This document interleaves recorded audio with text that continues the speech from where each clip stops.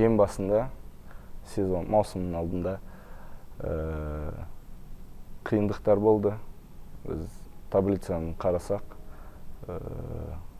Снежный Барсы соңғы орында, сосын біз болдық одан кейін.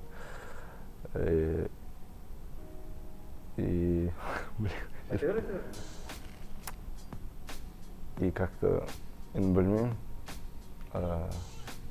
бапкеріміз Ғалым Баубекович как будто немного перестроил. Ойынға өзгеріс жасады. Біздің ойынымызға, біздің бапкер Ғалым Баубекович біздің ойынымызға өзгерістер жасады, и содан кейін нәтиже келді.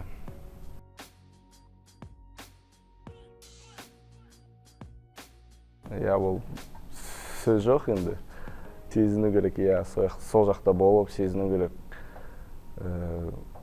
Бір команда, бір мақсат, сол мақсатқа жету үшін әрқайсымыз өзін максимум көрсетті. Сонымен чемпион болдық.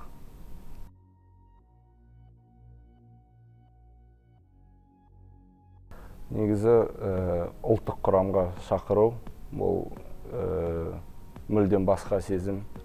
Бұл өте абыройын көтередік.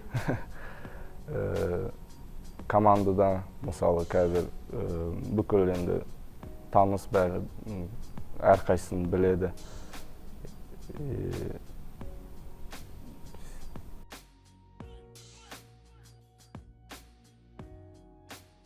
Негізі Роман Старченко, Евгений Рымарев бұл өте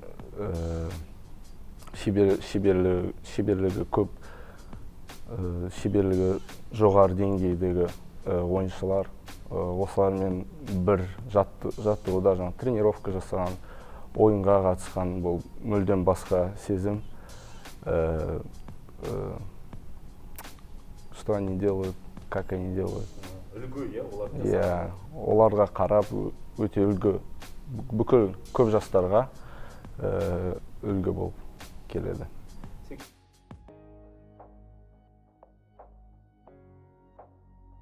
Бапкерлер жақсы ойын, бірақ бізге алдыда өте көп жұмыс предстоит. Жасау керек, өте көп жұмыс жасау керек алдыда. Сондықтан дайындаламыз келесі ойынға, келесі тренировкаларды. Ойынымызды тренировка арқылы дұрыстаймыз, улучшаем.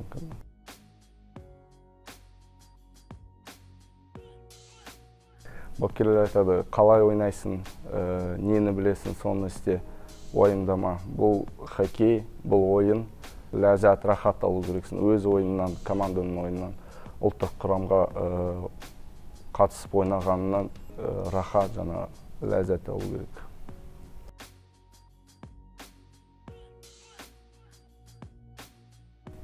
Хоккейге 6 жасымнан бастап бардым. Негізі менің анам фигурный катанияны өте жақсы көретін. Айтатын әкеме, Мадиді, баламызды фигурный катания секциясына жаздыртайық. Әкем жарайды, мен және әкем екеуміз, мені әкем апарды фигурный катания секциясына. Бірақ маған айтты, жас бойынша келмейді жасымен. Айтты, хоккей секциясы бар, бос, 2001 жылғы балалар.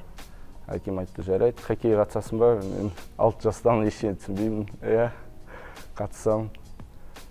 Содан бастап хоккейге қатыстым.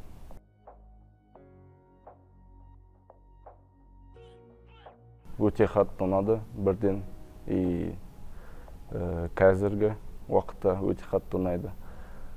Барғанмен бывало даже сабақтан қашатын едім. Дополнительно покататься.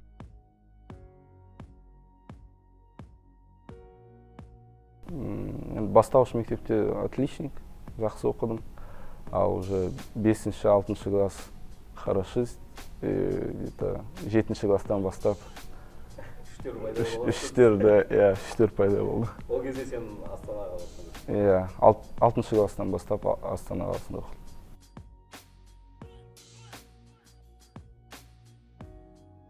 Мен ең алғашқы бапкерім Сергазинов Костя Михайлович айтты, мен Астана шақырып жатыр, мен сендерді өзімен бірге алып кетемін. 14 бала, 15 бала.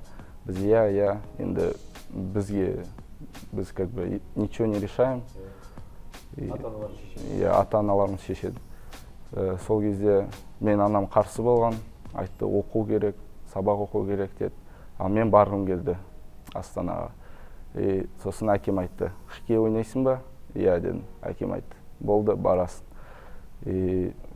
Сергазинов Костя Михайлович, бізде 14 бала болды. Өзімен бірге осы Астанаға алып келді. Ата-анамыз айтты, уайымдамаңдар, бәрі жақсы болады, мен бәрін қадағалаймын. Бір жағынан әкем айтатын, өз бапкерімді, Костя Михайлович Сергазиновты, мені қалай құрметтейсің, тура солай ол кісіні құрметте. И вот мен Әлі күнге құрметтейсің? Әрине, әлі күнге дейін құрметтеймін. Ол кісі қазір пенсияға шықты, 75 жасқа. Келеді, біздің ойынымыздарды көреді, айтады. Өте қуанышты әрқайсымызға. Мен Диаз Гусейнов, Алихан Амелбеков, 3 бала қалғанбыз. Сол 14 баладан. 14 баладан 3 бала қалды.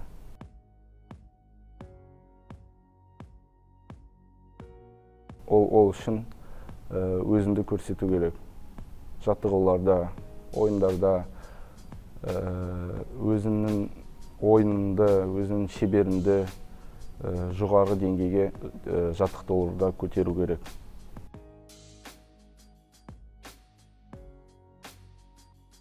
Енді ұсыныстар бар уже. Білмеймін, әлі ойлап жатырмын. Осы жерде достарым, анам. Бірақ қазір мен ең басты мақсатым бұл бірінші команда, Барыс. Маған осы жерде барлығы ұнайды.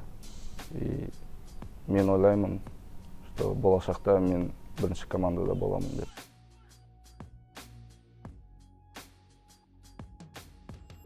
Кезінде, Кевин Далман, Даррен Диц, даже қазір ойындарды көрсек, Самат Даниярдың ойыны ұнайды, Әділбек Китаевтың.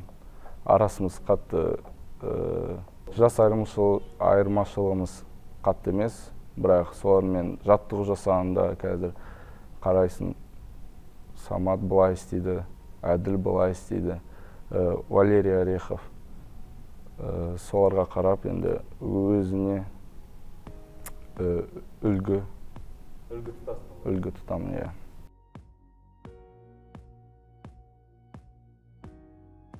Шабуылға араласу қатты ұнайды. Шайбамен ойнайды, қатты ұнайды. Контролировать игру. Все.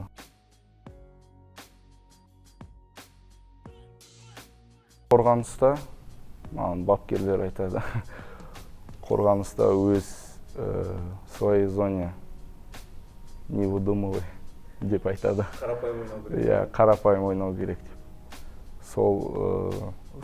Сол жақты мен шамалы дұрыстап. Кішкентай кезімнен өте көп ойнайтын едім, және бапкерлерім, может, где-то лояльны там. Еркін ойнауға беретін еді, ал қазір уже олай болмайды.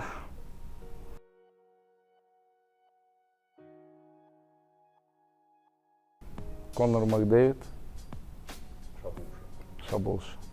Енді қорғаушы керек.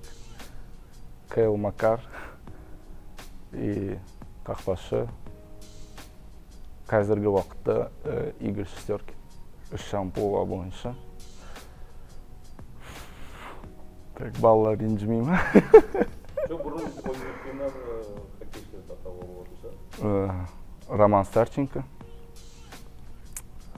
қорғаушы Роман Савченко, қақпашы менің ойымша Андрей Шутов.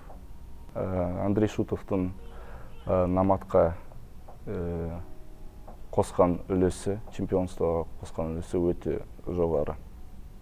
Роман Савченко. Соққысы мықты. Тренировкада қарайсың. Бұлай көзін бақырайып, шайбадан қашасың.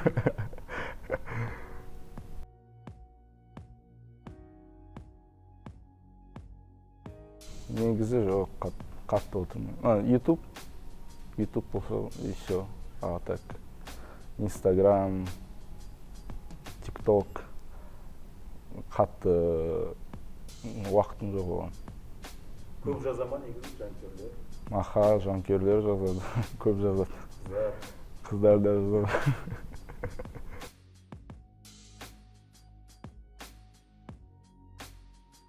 Соңғы оқыған кітабым ол хоккей туралы Кучеров, биография Кучеров, Овечкин, Малкин.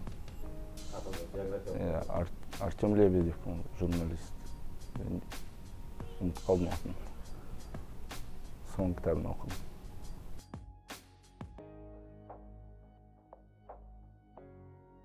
Қарапайымдылық, әділдік, қарапайымдылық. Қыздардың бойында, тем более. Сұрайды, қашан үйленесің, қызым бар ма? Мен айтамын, бәрі уақытымен.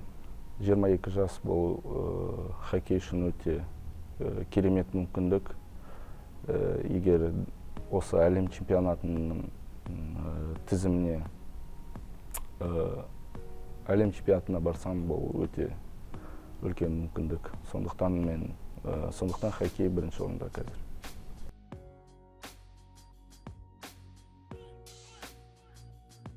Балалармен кездесемін, анама көмектесемін, інілерім бар, бүкіл туысқандарым барлығы сол жақта. Солармен кездесемін, солармен уақыт өткіземін.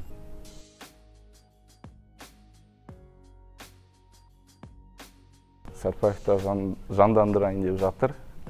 Інілерім жазады, бөлелерім жазады. Форма бар ма, мен хоккейге қатысамын деп. Маған қарап үлгі алады.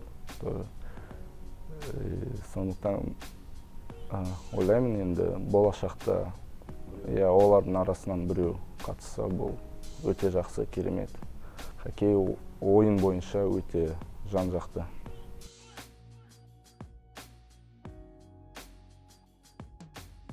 Рахат, ләззат, тәрбие, эмоция.